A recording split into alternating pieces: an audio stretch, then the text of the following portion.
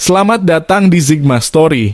Kami sangat berterima kasih atas kunjungan Anda. Kami berharap Anda senantiasa sehat dan berhasil meraih kesuksesan dalam hidup. Hari ini kita akan membahas kasus Kyoko Okuno yang terungkap setelah 9 tahun. Kejahatan yang belum terselesaikan selama bertahun-tahun akhirnya terpecahkan setelah melewati waktu yang panjang. Perkembangan teknologi saat ini tidak hanya terbatas pada identifikasi melalui DNA, tetapi juga mencakup sistem pengenalan citra wajah dalam 3 dimensi dan profilisasi.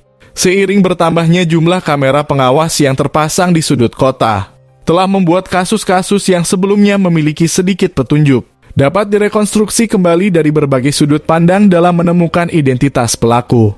Dalam identifikasi DNA bahkan dengan kombinasi jenis DNA yang umum di antara penduduk Jepang, pelaku dapat ditemukan melalui pencarian 1 dari 4,5 juta orang. Kemajuan identifikasi ini memungkinkan penegakan hukum untuk mengungkap pelaku kejahatan dengan tingkat keakuratan yang lebih tinggi. Dalam era modern yang terus berkembang, banyak kasus lama yang berhasil diselesaikan. Kali ini kita akan membahas salah satu kasus tersebut, yaitu pembunuhan seorang wanita di kota Atsugi, Prefektur Kanagawa pada tanggal 25 Juni 2002 pada pukul 12:30 pagi. Seorang wanita ditemukan meninggal di jalan dengan kepala terbungkus pakaian yang diduga miliknya dalam posisi terlentang. Seorang karyawan perempuan yang sedang dalam perjalanan pulang menemukan mayat tersebut dan segera melaporkannya ke polisi melalui panggilan darurat. Korban ditemukan dalam kondisi hampir telanjang dengan pakaian yang diduga miliknya tersebar di sekitarnya. Saat diperiksa diketahui bahwa dompet, telepon genggam, dan beberapa barang milik korban telah hilang. Wanita ini memiliki ciri-ciri tinggi 157 cm, menggunakan pakaian olahraga hitam dengan oranye di bagian atas dan bawahnya, serta mengenakan celana jeans berwarna gelap. Saat itu diketahui bahwa ada satu perempuan yang keberadaannya tidak diketahui. Perempuan tersebut adalah Kyoko Okuno, seorang pegawai restoran berusia 48 tahun yang tinggal dekat dengan tempat kejadian. Saksi mengungkapkan bahwa sekitar 1 jam sebelum kejadian pada tanggal 24 Juni sekitar pukul 11 malam, Kyoko Okuno yang bekerja di restoran daging panggang meninggalkan tempat kerjanya dan memberitahu anaknya bahwa ia akan pulang ke rumah. Namun, ia tidak pernah kembali. Setelah dicocokkan dengan ciri-ciri korban, ternyata korban tersebut adalah Kyoko Okuno. Korban adalah seorang ibu yang tinggal bersama putra pertamanya yang berusia 25 tahun dan putra keduanya yang berusia 23 tahun. Hasil pemeriksaan forensik mengungkapkan bahwa Kyoko Okuno menjadi korban pemerkosaan dan meninggal karena dicekik serta mengalami luka organ dalam akibat tekanan pada perutnya. Malam itu saat sedang dalam perjalanan pulang ke rumah yang berjarak sekitar 1,5 kilometer dari tempat kejadian, dia diserang dan dibunuh. Kejadian tersebut terjadi di sebuah daerah perumahan yang tenang, sekitar 3,5 kilometer di utara stasiun Hon Atsugi Odakyu. Pada malam hari daerah tersebut sepi tanpa adanya aktivitas manusia yang melintas. Polisi segera menyimpulkan kasus ini sebagai kasus perampokan disertai dengan pembunuhan dan mendirikan unit penyelidikan khusus. Mereka melakukan wawancara penyelidikan kepada rekan kerja Okuno dan penduduk sekitar kejadian.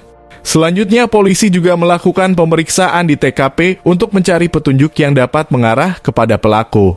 Hasilnya mereka menemukan cairan tubuh yang diduga merupakan milik pelaku. Cairan tersebut melekat pada kaos kaki yang dipakai oleh Okuno. Pemeriksaan segera dilakukan dan DNA berhasil terdeteksi. Hanya saja saat dilakukan identifikasi tidak ditemukan kecocokan dengan orang yang memiliki jenis DNA tersebut di dalam database. Polisi mulai menemui jalan buntu karena banyak rekannya mengatakan bahwa Okuno tidak pernah mengalami kebencian dalam pekerjaannya sebagai pembersih peralatan makan. Belum dapat ditentukan apakah kasus ini didasarkan pada motif dendam atau merupakan kejahatan yang dilakukan secara acak.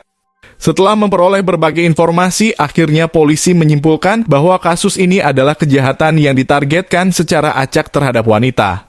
Kemudian, unit penyelidikan melakukan profilisasi pelaku berdasarkan informasi yang mereka himpun. Dan diperoleh gambaran bahwa pelakunya adalah seorang pria yang tinggal sendirian di usia 20 hingga 60 tahun. Berada dalam jarak 30 km dari tempat kejadian. memiliki sedikit interaksi sosial, serta memiliki sifat kekerasan dan dominan. Sayangnya, tidak ada bukti lebih lanjut untuk mengidentifikasi pelaku, dan unit operasi tersebut terus berkurang hingga akhirnya dilupakan oleh masyarakat. Setelah 9 tahun berlalu, terjadi perubahan tiba-tiba dalam kasus ini.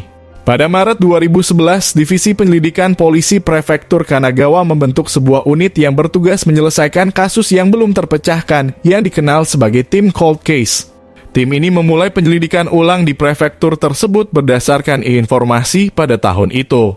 Kemudian, sekitar 1,5 bulan setelah pendirian tim Cold Case pada tanggal 20 April, akhirnya seorang pria ditangkap dengan tuduhan pembunuhan terhadap Okuno.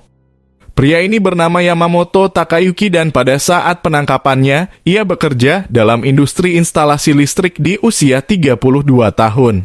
Selama periode 9 tahun sejak kejadian, tidak ada petunjuk penting yang ditemukan dan kasus tetap tidak terpecahkan. Bagaimana tim Cold Case beroperasi dan bagaimana mereka berhasil menangkap pelakunya? Menurut petugas penyelidik, hasil penyelidikan menunjukkan bahwa telepon genggam Okuno yang hilang dari tempat kejadian digunakan selama sekitar 1 bulan setelah kejadian. Selanjutnya, dengan menyelidiki catatan panggilan tersebut dan dengan melakukan operasi yang teliti, tersangka berhasil diidentifikasi.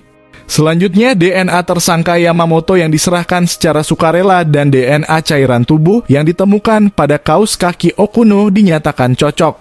Hal ini mengarah pada penangkapan Yamamoto. Saat penangkapan, Yamamoto berada di sebuah apartemen yang terletak sekitar 500 meter dari rumah Okuno. Setelah tinggal selama 4 bulan di prefektur ini, Yamamoto memutuskan untuk pindah ke kota Odawara pada bulan Oktober 2002 sebelum masa kerjanya berakhir. Tetangga dari apartemen di Odawara di mana dia tinggal pada saat penangkapan menggambarkan dia sebagai sosok yang sering menciptakan banyak masalah. Mereka menjauhi dan enggan berinteraksi dengannya. Terlepas dari itu, dapat disimpulkan bahwa tim penyelidik berhasil melakukan profilisasi terhadap pelaku. Setahun setelah penangkapan Yamamoto pada 20 Juli 2012, sidang pengadilan distrik Yokohama digelar.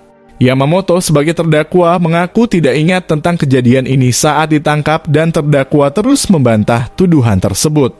Pihak pembela berargumen bahwa terdapat keraguan rasional terhadap hasil tes identifikasi DNA yang dilakukan oleh dokter dan terus berpegang pada kepercayaan bahwa dia tidak bersalah. Namun hasil tes tersebut dapat dipercaya dan tidak ada keraguan bahwa terdakwa adalah pelaku kejahatan. Hasil tes mengindikasikan bahwa DNA adalah milik terdakwa Yamamoto dan kesimpulan ini digunakan untuk memutuskan hukuman penjara seumur hidup oleh hakim. Pihak pembela segera melanjutkan langkah hukum ke Pengadilan Tinggi Tokyo. Pada tanggal 15 November di tahun yang sama, pihak pembela mengajukan banding dan tetap berargumen memiliki keraguan besar pada bukti yang menunjuk terdakwa sebagai pelaku, serta tetap mempertahankan penegakan kebebasannya. Upaya tersebut terbukti tidak berhasil karena hakim menyatakan bahwa tidak ada ketidakjelasan dalam keputusan pengadilan tingkat pertama dan menolak banding. Akibatnya, putusan pengadilan tingkat kedua juga menegaskan hukuman penjara seumur hidup sebagai hukuman tetap. Dengan itu, misteri kasus ini berakhir. Mungkin saat ini adalah waktu yang tepat untuk memikirkan langkah-langkah yang dapat diambil untuk melindungi diri sendiri. Itulah kisahnya. Terima kasih telah menonton.